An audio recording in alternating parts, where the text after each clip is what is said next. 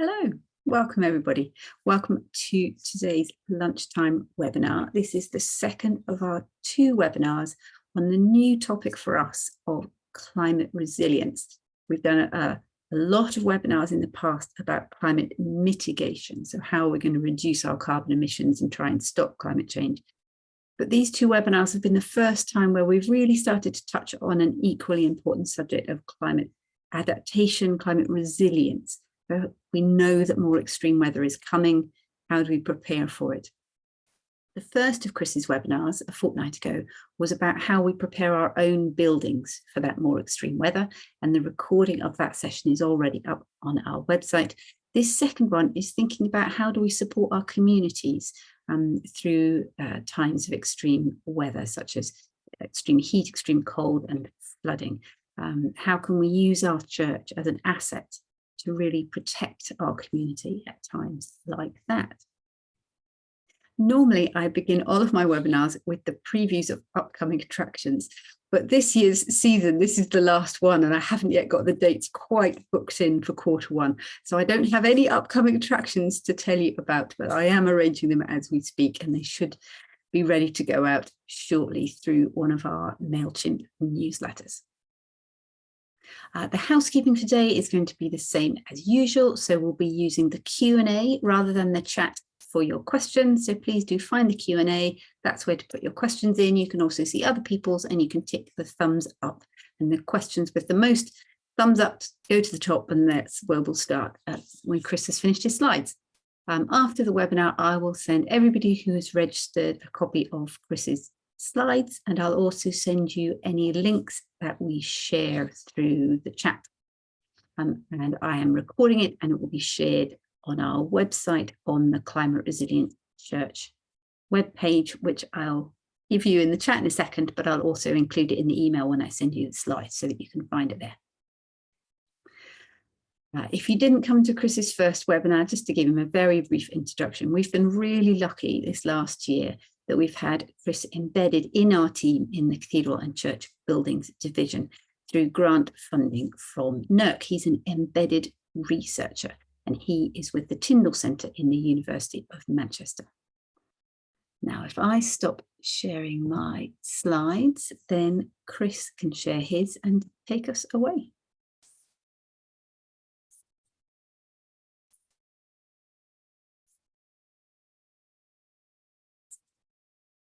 You're still on mute, Chris. Sorry, just figuring out how to get it up again. I don't know how I managed to stop it. We're on. Brilliant. Thank you very much, all of you, for coming to listen to me. As Catherine said, this is our second half of what I believe to be a really important challenge for churches going forward, but also a really important opportunity for us to serve our communities and for mission. As Catherine said, my name is Chris Walsh. I'm from Manchester and particularly live in Salford and attend an urban church there. And my background in science and research is all about how climate change is impacting people now and what we as people and organisations can do about that. So in the past, I've worked in Africa, in local authorities, and on a UK-wide agricultural scale. So that's a little bit of what I do normally. So last time we were talking about direct impacts on churches. So we talked about what the four kind of key climate impacts that happen to churches, and what our worries are in terms of keeping those church buildings open and serving us as we need. We talked about 3 different churches who had taken steps to protect themselves from the impacts of climate change. So we talked about a church in Gloucestershire that had installed new flood protection equipment, so barriers on doors, one-way valves, all that kind of stuff. We talked about a church in London that had included future rainfall predictions into their new design for their roof and their guttering, and being able to make those changes to make sure that the drainage infrastructure on the church could deal with future rainstorms instead of leaving rain in the roof and creating damp problems. And the third church we talked about was a church in Kent who had started the process of protecting themselves from wildfires and the problems that those might bring. And then finally, we went through the 5 stages of protecting your church and starting to think about what climate impacts might mean for your church building. And for those who weren't there and were unfamiliar with that, don't worry, we're going to bring that back again when we start to talk about what the church can do for its communities. So today, instead of going over the risks again, as I did last time, what I thought might be interesting for people is to go through what's called the UK Climate Change Risk Assessment, and just to try to demystify and help people to have a bit of confidence that actually these are resources that we can all use with just a little bit of help sometimes, but in reality, they're not that bad to understand. And can make us more aware and make risks and opportunities present to us because of climate change more obvious to all of us. So the UK Climate Change Risk Assessment is part of the Climate Change Act from 2008. And effectively what happens is every 5 years, the UK government publishes a big long paper detailing what the biggest risks and opportunities of climate change are to the UK. They break them up into various categories and various geographical areas. So I thought the first thing that we'd have a look at is the broad summary document has its impacts on health, communities and the built environment. So today we're particularly thinking about how climate change is going to impact the people and the communities around churches and what churches can do about that. So as you can see, the two key issues that a lot of the UK will face because of climate change are about flooding and about temperature risk. So as we go forward, this is the impacts to buildings from those 2 risks there. As you can see, these are divided up into nations or regions within the UK, but also divided up to show how serious those impacts are.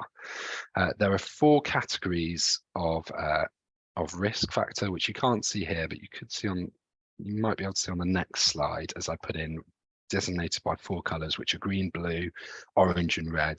Red being further research is urgently needed. Orange is we need to increase the amount of work we're doing.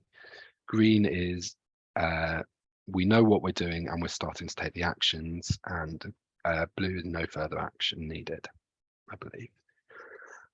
So for this first one, this is about what's going to happen to our communities as part of health in particular. So in the UK, what we're looking at is extreme risks to our health and to our well-being throughout the UK based on the temperature rising. This is for a number of reasons. One, exposure is a key issue. We saw that over the summer. Many homes around the UK are not well insulated and not well designed to deal with hot temperatures. Up in Manchester, inside our home, we were above 28 degrees at some points, which was incredibly uncomfortable. And as we've got a little under 1-year-old at our home, really difficult to keep him cool and well and happy. My wife was spending the whole day sat in a cold bath with him. So we're looking at key impacts on health, and as with many impacts of climate change, that's going to hit the most vulnerable the hardest, whether that be people in deprived areas where homes are statistically shown to be of a worse design quality and have worse insulation properties, or whether that be people who are elderly, who are more susceptible to heat stress and overheating. This is then the breakdown of what happens at a high temperature, where we think the key risks are. I just wanted to draw your attention to the increase in extreme weather that comes with temperature, and particularly temperature differentials. Risks because of high winds, lightning, storm events are going to go up, we reckon. taken and going to be exposed to those at a more extreme level than we are now. Secondly, this is what we're dealing with in terms of flooding specifically. The key risks that we need to worry about in terms of our communities are those of infrastructure, particularly looking at the two types of flooding that I mentioned last week. So looking at the flash flooding caused often in urban areas due to the lack of drainage infrastructure or the lack of suitable infrastructure. Coastal erosion and the issues that places who are at low altitude are going to have to deal with in terms of coastal erosion and rising water levels. Risks to pipelines, drainage and sewerage issues, and also risks of what we call fluvial or watercourse flooding. As you can see from these diagrams, the UK is not necessarily in the best position with all of these things. There's a lot of work on a scientific side that still needs to be done, but also a lot of work that needs to be done on a policy and government side, and a lot of actions that are still waiting to be taken. We know that climate change is going to impact almost every community across the UK, and we know that that's going to happen over the next 30 years, at least. So moving on from the impacts of climate change, I want to talk about three particular churches and how these churches have started to think about themselves as hubs of resilience. When I talk about a resilience hub, what I mean is a centralized building or resource that the rest of the community can use to derive a higher level of community resilience from. So we're looking at the kind of services that that place could provide, or the kind of refuge that that place could be in particular. And the first place I want to talk about is somewhere that is just down the road from me in Salford, which is St Mary's Ellenbrook. You might notice later on that all the photos to do with the other churches are about the church and what's happened to the church. For St Mary's Ellenbrook, because it was overheating, if you search a heat wave in Manchester, all you get is photos of people sunbathing in Piccadilly. So instead of that, I've gone for the Howden Reservoir, which is just down the road from us, which this summer, like many reservoirs, dried out to quite an extraordinary level. So St Mary's Ellenbrook is a church, as I say, in kind of suburban, urban Manchester, who over this summer was able to open its doors throughout the heatwave event that we all went through. They had their doors open for 3 days, welcoming people from all parts of their community. They were able to reach a range of different people, whether that be elderly community members, younger community members, people who were working from home, and utilize the different bits of their church that they had there to give them a really warm welcome, number one, but also number two, to provide an environment that could cater for their needs, whether that be providing drinks, cold drinks, and frozen foods like ice creams and lollipops, providing Wi-Fi for co-working abilities, and also providing volunteers and people who could be in the church to support, to talk, to create connections with people. They advertised, as many churches do, their openness through social media, and actually found that they had a really high interaction rate for doing this. They were able to engage with parts of the community that had little to no links to the church previously. Indeed, as I think a lot of climate actions have that ability to do so, they also have a garden outside, which they've started growing on the front, that has started to engage the community with their actions as well. They ran that for 3 days.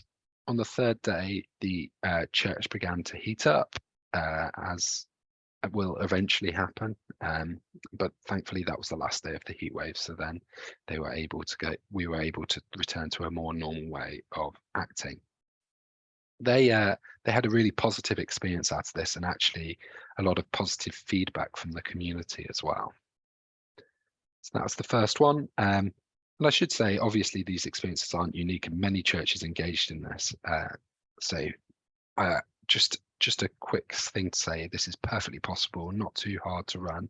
The main challenge that they had was creating a volunteer base, and that is indeed the main challenge for lots of churches in running these sorts of resilient actions. On a completely different note, I want to talk about St Lawrence Priory in Snape. This is from just before the COVID lockdown, so in 2020. Snape had a significant period of flooding.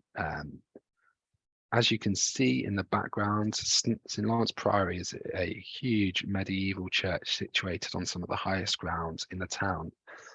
Like many churches, particularly medieval churches, they were built on the higher ground and therefore stayed dry during these flood events. So when this flood happened in Snape, a large number of residents were evacuated from their homes, carrying their belongings, and were able to store those in the church. I should quickly say that the church wasn't the designated emergency centre, but it soon became quite clear that that emergency centre was not accessible for what they needed the church to do. The church over the period housed roughly 300 people. They had people sleeping overnight initially while there was no accommodation arrangements available, and had emergency services being there for the next 3 weeks. During this period, they fed, watered, clothed, provided sanitation, so toilets, for all those people who are working, and all those emergency service people who are also working on the event as well, trying to help people out. As I mentioned previously, the church was not initially considered to be the emergency response centre, but as a result of the flooding was had to jump into action. A lot of that was carried out through the work of the clergy, who had been able to take emergency response training and also media training, and ended up being a go-between between the people and the community and the emergency services. Unfortunately,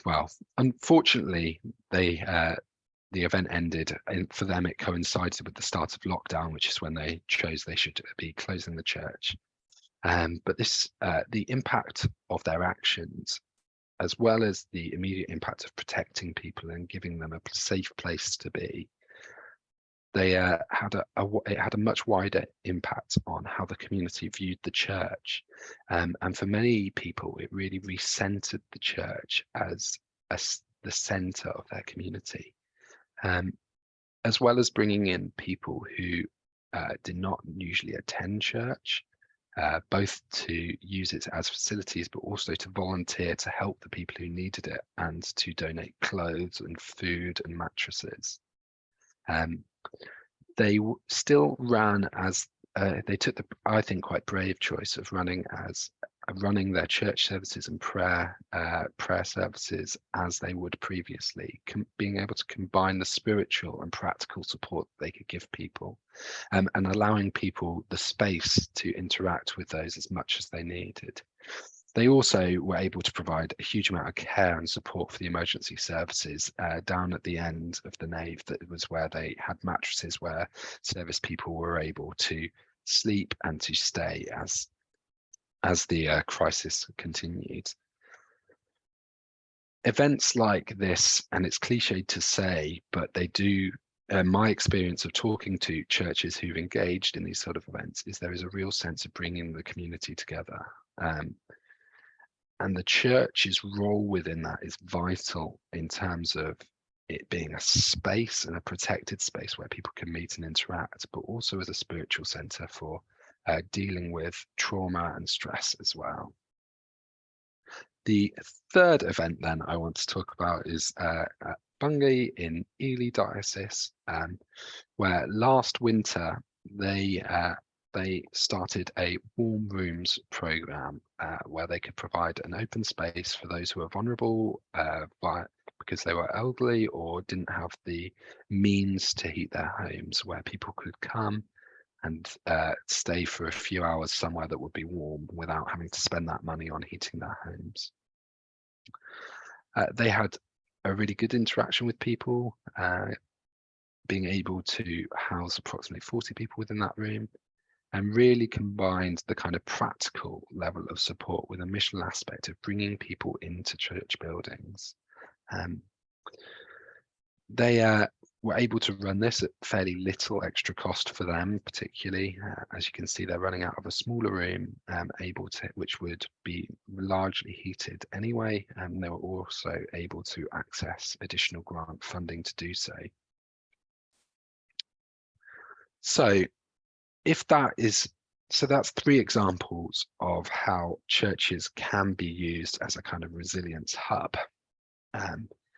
And 3 particularly kind of, I think, pertinent examples to what we are likely to be facing among the next 50 years. So the question becomes, how as a church could you individually embrace that kind of new missional activity? And to do that, we want to run through the steps that we talked about last week, which are equally true for how we want you to start thinking about your resilience actions, and that's as part of our resilience action plan that we're asking churches to start thinking about. The first one for these is you need to protect the building that you're within. For you to use the church as a hub of resilience for the community, the church itself first needs to be resilient. And so while that applies to the next steps as well, I think the main thing of that is maintaining a maintenance regime that protects the church building.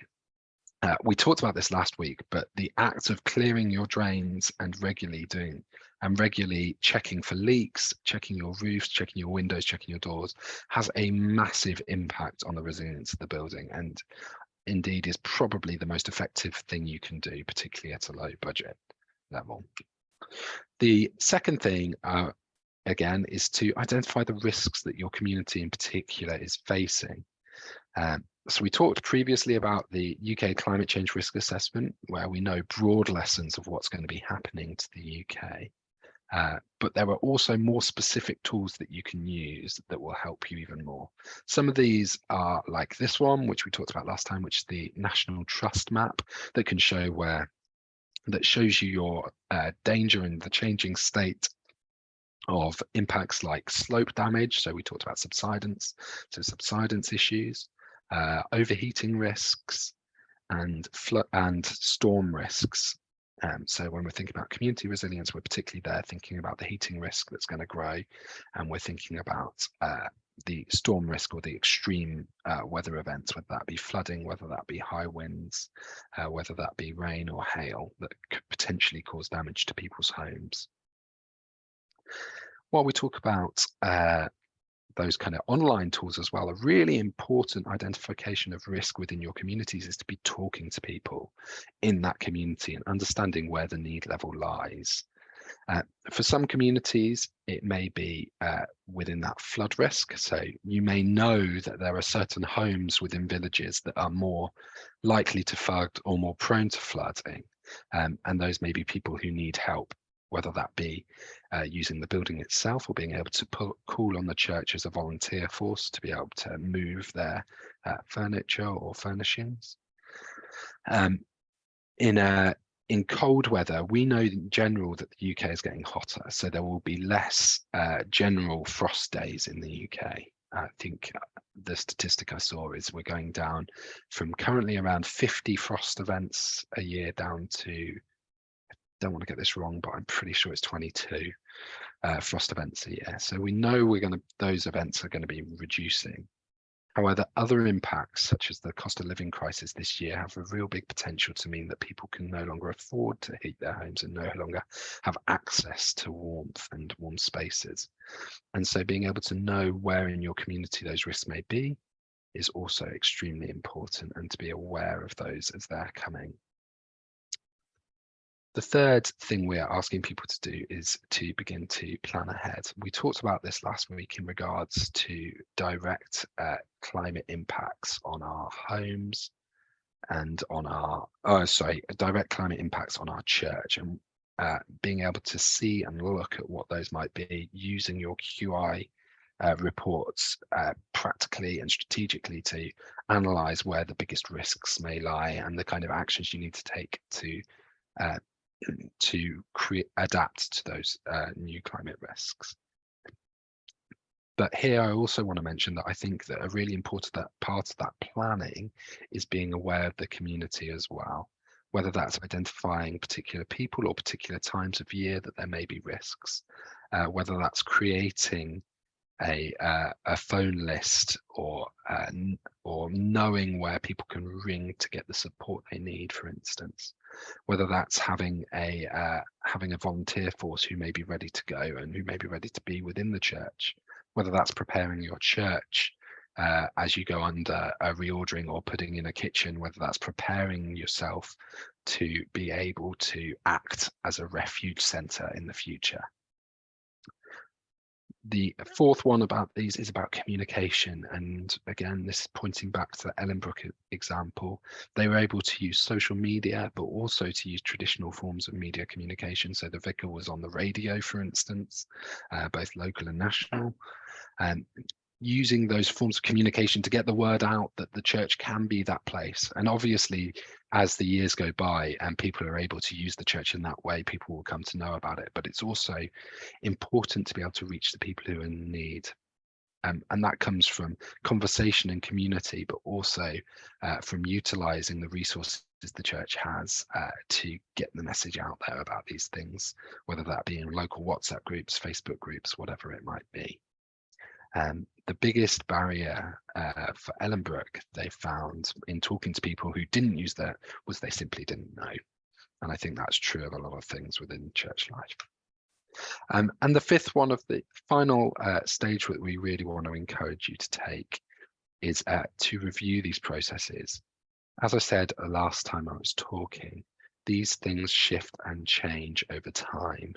So depending on what your community is looking like, in 10 years' time, it may look completely different. For instance, there may be new housing built in your community that may have its own resilience problems. In Snape, there was housing. The area that flooded majorly was new housing developments, for instance. There may also be different changes in infrastructure, so concrete or roads being put in place can impact the drainage capabilities, so may increase the risk of flooding events. Being aware of changes in the economic situation of the country can bring things like the need for warm spaces or a place of refuge into clarity as well. So those are the 5 steps that we're encouraging churches to take. And as I say, we want that vision, we vision that to be not just about the church itself and protecting the church building, although that has to be the foundation of what you're doing. We need that building there to be able to be a hub in the first place, but also having that wider view of what's going on outside. And this is, to me, the next step of social provision that churches engage in now and have historically, whether that be schools, food banks, climate change resilience, I view as a key missional stance within that. So just to conclude what we're talking about today, the 3 things that I really want you to take away from this talk. Number 1, please protect your church building. In turn, you can then use that building to protect your community. So engage with the resources that are available, engage with the case studies that will be shared about churches who are doing the same things, who are protecting their buildings and protecting their communities. 2 is that consider creating resilience as a missional activity. When we talk about the 5th mark of mission, this is absolutely part of that. Creating a strong, safe community is absolutely missional to displaying God's love for our communities and the people that we're serving. And then 3, engage with really practical actions as an extension of the services you're already doing for the community. A lot of the steps we've talked about and a lot of the things that the churches that we talked about earlier have done within this are incredibly practical. But that doesn't mean that there's no room for spirituality and thinking about these issues within the context of God's love. So that's all I wanted to say today. Thank you very much for listening. I do want to just flag up, if you are there is still a chance to come and engage with one of our workshops where we're reviewing our guidance, and we'll also be doing a little bit more learning than we've been able to do in these 2 webinars. We're running one in Newcastle next Monday and then one in Manchester next Wednesday. So if you are free and you do fancy it, I'd really love it to see you there. And then finally, these slides will be shared after this by Catherine, and we've got a load of links there for you to access some of the stuff that I've been talking about today.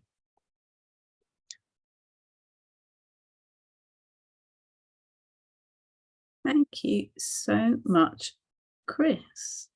Let me do, there we go. I do love what you were speaking about such, it is so practical, but it is so missional at the same time. And also being able to take something as awful and damaging as these events, but actually find something positive in them, where the church can support the community through them and both be stronger at the end of it. It's really lovely. It's inspiring to hear about. We have some questions. If you're listening, if you've got questions, do put them in the Q&A. So there's 2 related questions actually, so we might take them together. The first is from Hannah that says, do churches need to engage with local resilience forums if they want to become some kind of sanctuary or hub? And then Jemima has asked, are there opportunities for churches to engage with local authorities, both to offer to be part of local authority resilience plans, but also to advocate for better local authority climate plans? So maybe those sound to me as if they're similar things and linked. Can you talk to those, Chris? So with both of those, I'd say yes. So when we're talking about local resilience forums, I absolutely think that there's a place for the church within that. And I think there's some of these kind of co-benefits that go along with that. As we talk about sort of levelling up funding and being able to access that and being able to access funding and stuff from local authorities anyway, the framing of the church as a resilience hub and being part of this will be really valuable. Really valuable to further engagement on that stance.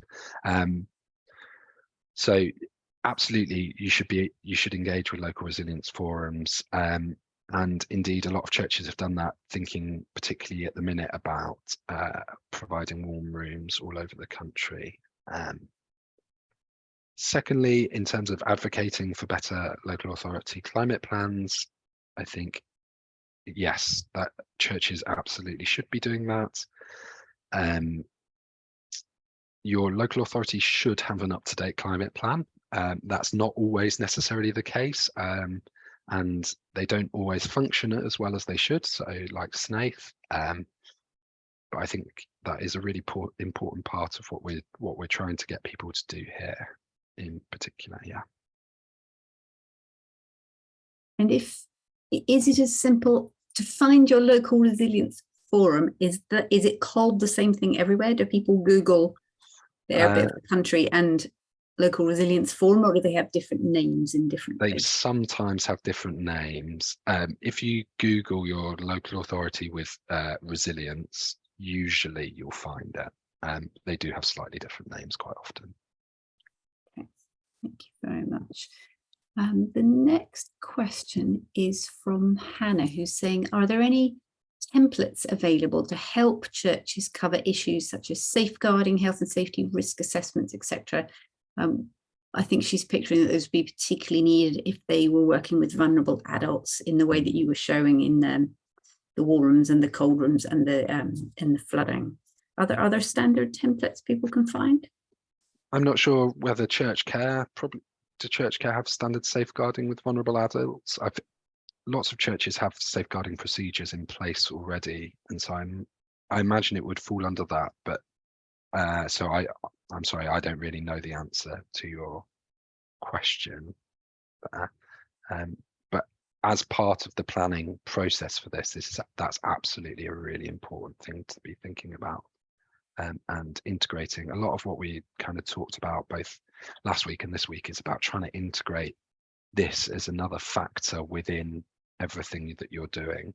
So you'll notice a lot of this is kind of similar to the disaster relief planning that churches already do. And so hopefully you're already kind of thinking about as well. A quick Google whilst you answer the next question and see if I can Sure. find the answer to that. The next question is from Jemima that says, do churches have a role to play in using our churchyards to provide resilience, tree planting, for example, to provide shade and slow the flow of flood water? In your examples, have you found any churches which are using their churchyards in that way? Yeah, absolutely. We haven't talked about it a huge amount in my examples because I've been kind of focusing particularly on people-centered things, but I mean, resilience and the role of biodiversity is also massively important, and many churches are already engaging with that, of course, through like God's Acre and other such things. In terms of tree planting for resilience, it's one of those things that's mentioned in the guidance in both kind of, I don't want to say in a positive and negative way, because of course we're encouraging people to think very carefully about where you plant trees, obviously. So thinking about where trees could impact buildings. So that's my kind of caveat. But the roles of trees within churchyards are really important as well in terms of preventing soil erosion, reducing the risk of flooding. They do trees are really great for that sort of thing, and reducing wind damage as long as the tree is a suitable distance from the church.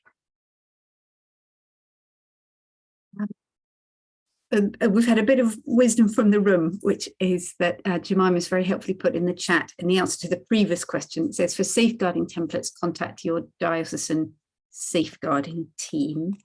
And I'll just put as an example, the Leeds Diocese, which has a really useful page there on national and diocesan guidance on safeguarding. So Hannah, perhaps you can pick up some useful templates there. I imagine that your diocese has a similar page. But those are all of the questions that have been put in so far.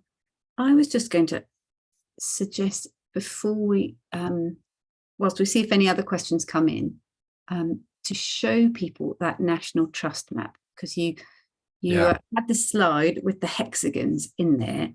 And I went on to that after your last webinar and found it was very useful once I'd actually found my way in and understood what to click. So if I just show it to people. So this is the map. This is the one you were using, wasn't it, Chris? Yeah, this is, I mean, this is genuinely really helpful resource. I would really recommend people, well, even if you're just a bit of a geek and you like climate, like looking at maps, it's really great for that. But it's a really fantastic resource to kind of picture exactly what we're thinking about both now and in the future. So if I've zoomed out quite a lot at the moment, if I zoom in a little bit more, and then I can click, show me overheating and humidity current, which is not looking too bad. But then if you say, show me what it's expected to be, it's a very different situation. And one thing I did find with this is if you tick two things at once, it adds them together in a really unhelpful way. So I suggest only ticking one thing at a time. Storm damage the same. You can say, right, storm damage now, but then storm damage in the future, getting a little bit more extreme. Chris, you might need to explain if you know what slope failure and soil heave are and whether people need to look at those, or is that more for people with land like the National Trust? It's a bit of both. Soil heave we talked about last time in regards to subsidence. That's about clay soil moving in under heat conditions. And so a lot of churches already are having issues with that in particular. And slope failure is thinking about with when it's high heat or high rain. That's thinking about landslips and land movement. So potentially slope failure isn't quite as relevant to churches, but soil heave is extremely relevant to thinking about your church building and protecting your church building. Just to say to Hannah, there is a link in the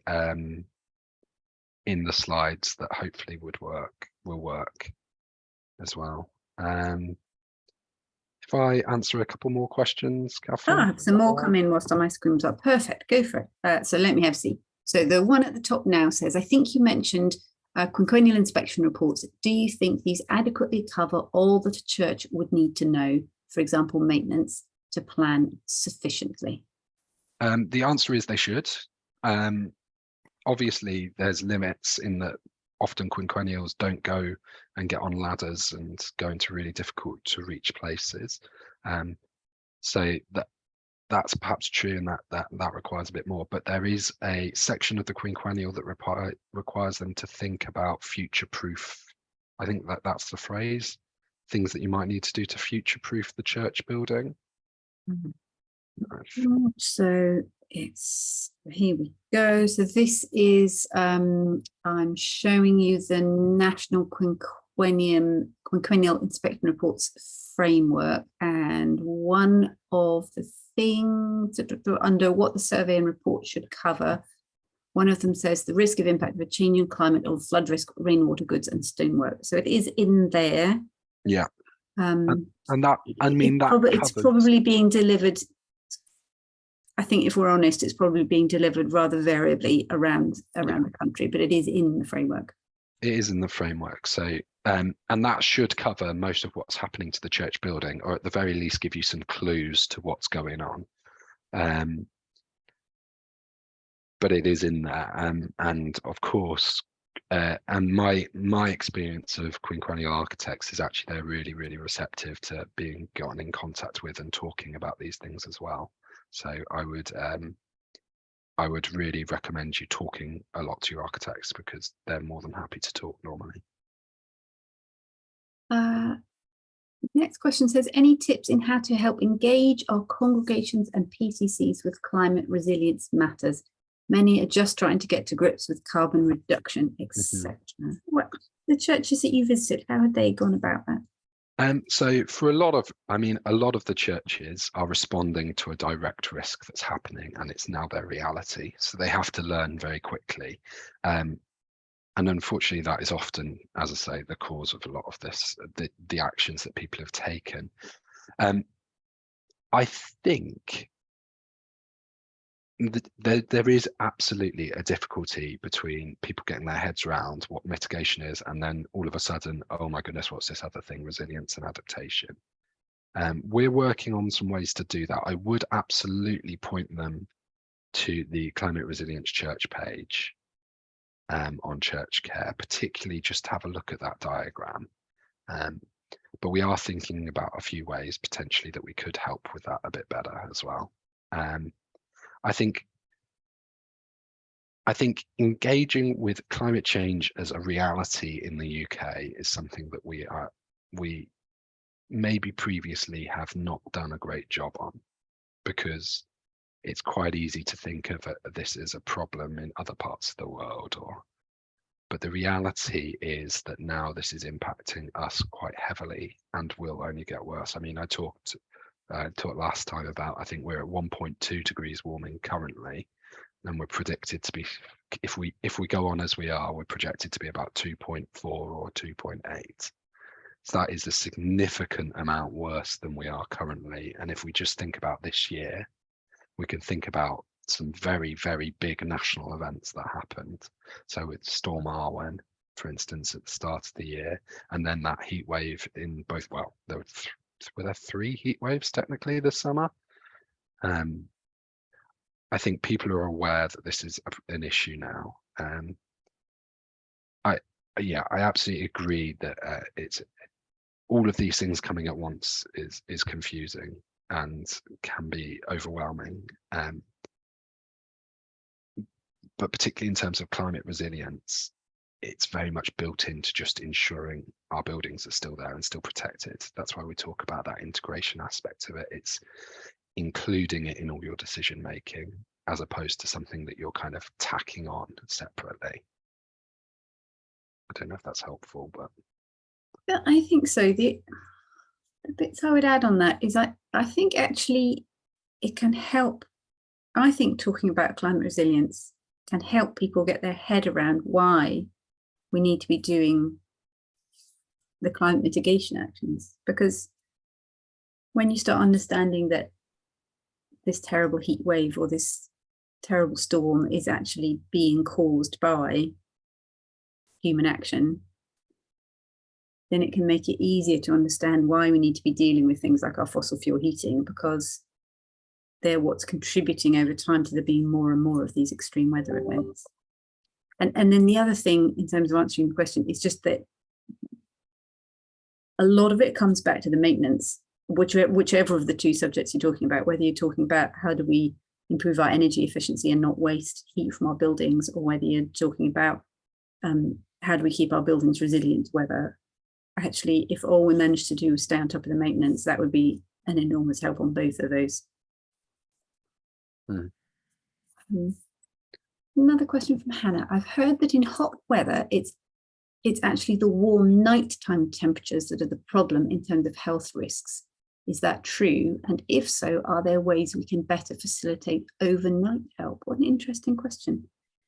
So I don't know if that's true or not. I haven't really looked into it. I think in terms of facilitating overnight help, obviously there's a decision and there's a lot you would need to work out before you had people in the church overnight, and it's not something I've found a church doing as yet.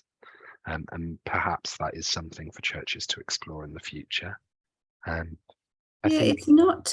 I don't know of it being done for this purpose. There are churches that have homeless shelters overnight in the winter, and at the other end of the spectrum, I guess there are churches which do. Is it called champing? Is that the right phrase? Glamping in churches. So there are churches which have tackled that issue of having overnight stays for other reasons. So potentially that could be done for this as a new reason in the summer in the heat wave. I'm sure there's a lot of logistics to work through, but it must be doable. Yeah, absolutely, it must be, and particularly as well to say that in heat waves, obviously, the most vulnerable are often the elderly and infirm. So it is really, I think, a large one of the reasons this work and churches are such great options for community resilience hubs is the fact that the clergy who work there and the people who worship there in the congregation often have really good, strong links across the community. So there's a real benefit in being able to help people in those homes. So doing the practical things that it's very easy for someone like me to do, like the closing all the curtains at 9 a.m, going and helping people to do that to keep the house as cool as you can, or reopening the windows again at night, for instance. There may be people who aren't able to do that, who it's very simple for someone to just pop over and help them with. John has put a very sobering thing in the chat which relates to what you were just saying. So the UK Health Security Agency recorded 2,800 excess deaths in the over 65s during the last heat wave. That is a sobering fact. We have answered all the questions in the Q&A, so unless anything pops up in the next few seconds, Chris, calls to action from this, especially since I'm conscious your time with this will be coming to an end. What would you have the churches listening in do? Where should they start? Well, I think one good place to start is immediately to go and have a look at what your local authority is currently doing in terms of warm spaces, if you're interested in that sort of getting involved in a very practical sense. Lots of local authorities are offering grants for public buildings like churches to be able to fund heating. So that's a potential thing to look at, I would say, on a very, very practical short-term level. And lots of churches around the country have already got in touch and started working towards that. Second thing I'd say is engage with the PCC, the people in the congregation who are involved in this, and start thinking about what's going to happen in your community. I know obviously a call to action to just do everything I've told you to do is a bit large, but I really, really do recommend you have a look at the National Trust, have a look at your home, have a look at your family's homes, and just get familiar with what's going to going to start changing for you? And then start talking about that with people, because there'll be people who are interested. I mean, thinking about when I go home to my parents for Christmas, for instance, in a little village in rural Warwickshire, there are people who've been there for 80 years who know kind of flood patterns, who've heard about this, who are aware of what's been changing. Engage with those people, because they're one, very interesting, and two, they realize that this is starting to happen and have those local links to be able to share it. So yeah, start talking about it, start bringing it up, make it a normal part of what we think about. And the climate resilience guidance that you're working on, that has a really useful template action plan, that should be on the website by the end of January? End of January, absolutely, yeah. And the first 3 of your case studies are up there already, aren't they? I've put the link in the chat through to the Climate Resilience Church web page. So if you want to know more about those case studies, you can find them on there, and the guidance will be there within the next few weeks. One more question came in, but it was about funding, and you actually covered it in your final thing of saying really useful to talk to your local authority, and that many of them are offering grants. And and particularly if levelling up comes in, it will be through local authorities. So those links are really worthwhile making. Brilliant. Chris, thank you so much. Thank you for your practical wisdom. It's been a really interesting session. I'm sure everyone listening would say the same. Thank you everyone who's joined us today. The next round of webinars should be coming out in the December newsletter, which comes out on the 1st of December. And I hope to see you at webinars next year. Thank you all for joining us. Let me just save the chat so I've got the links, and then I'll bring us to a close. Thanks everyone. Thanks, Chris. Thanks. Bye.